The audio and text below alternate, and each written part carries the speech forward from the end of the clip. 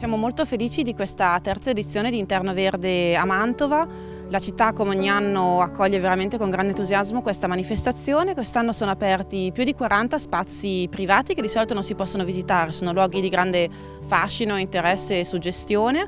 E è un'edizione alla quale teniamo moltissimo, innanzitutto perché è figlia di tante nuove e belle collaborazioni, come quella con Orti Mantovani, che ha allestito questa mostra mercato per 2 giorni ai Giardini Valentini, dedicata alle piante, alle verdure e a tutto ciò che riguarda la cura del verde. E tra le belle collaborazioni di quest'anno ne posso citare un'altra molto significativa con il Garden Club e in generale con la rassegna Giardini di Cultura, che si svilupperà nell'installazione Alberi Poeti domenica al giardino di Piazza Polveriera 7. Oltre alle tante collaborazioni ci sono anche tanti nuovi giardini e adesso ci troviamo in uno dei giardini che non ha mai partecipato, quindi questo è il suo primo anno. Si tratta quindi di una novità assoluta ed è un giardino privato, si trova in via Montanare Curtatone, della famiglia Itini, che con grande generosità veramente ha deciso di accettare e quindi di aprire al pubblico questo spazio.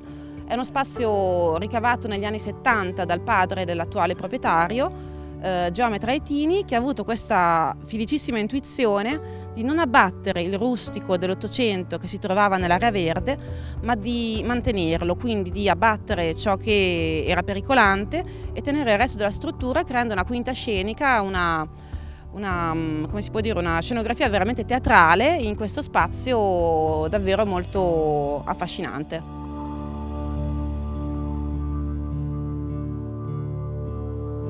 Cooperativa Librai Mantovani si occupa non solo di libri, ma organizza eventi culturali per enti pubblici e privati e già da 3 anni organizza qui ai Giardini Valentini Orti Mantovani. Orti Mantovani nasce sia per un discorso culturale di orto visto in tutte le sue declinazioni possibili, quindi ecologico, sociale e lavorativo anche. E i Giardini Valentini invece vengono scelti per valorizzare un luogo cittadino che viene troppo spesso dimenticato e quindi un po' lasciato andare.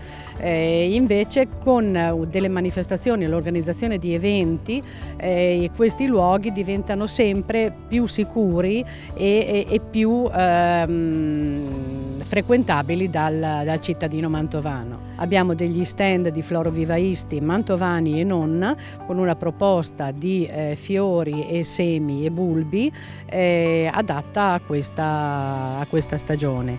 Bisogna sempre ricordare Clark Lawrence, il nostro giardiniere americano, che è un appassionato di zucche e che ha fatto una vera e propria mostra con parecchi tipi di zucche che sono particolarmente godibili alla vista e proprio belle, anche alcune sono anche edibili, quindi possiamo anche provare a fare qualche tortello.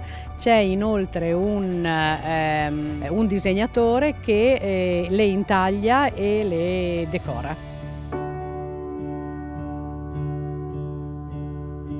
Quando nel 2019 mi sono iscritta per andare a visitare gli altri giardini, mi è piaciuto e quindi a questo punto ho deciso che forse potevo anche condividere quello che era il mio giardino, insomma. E quindi questa è stata la motivazione. È un giardino molto riparato, nel senso che è una via chiusa alla fine, quindi è molto tranquillo, non si sentono i rumori delle macchine. E poi quello che c'è di bello, c'è un orto e poi ci sono tante piante di tipo diverso, un abete, un pesco da fiore, un pesco giapponese, vari tipi di gelsomino, una palma anche addirittura, quindi ci sono vari tipi di essenze, insomma, che nel tempo sono state aggiunte e organizzate.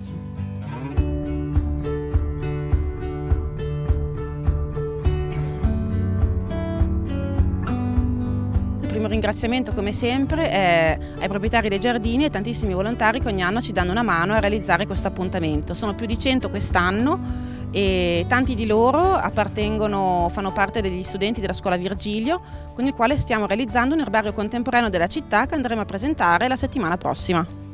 Abbiamo iniziato stamattina alle 10 e per ogni ora ci sono stati sempre molti visitatori, sono sempre stati tutti molto curiosi e molto gentili, specialmente con noi.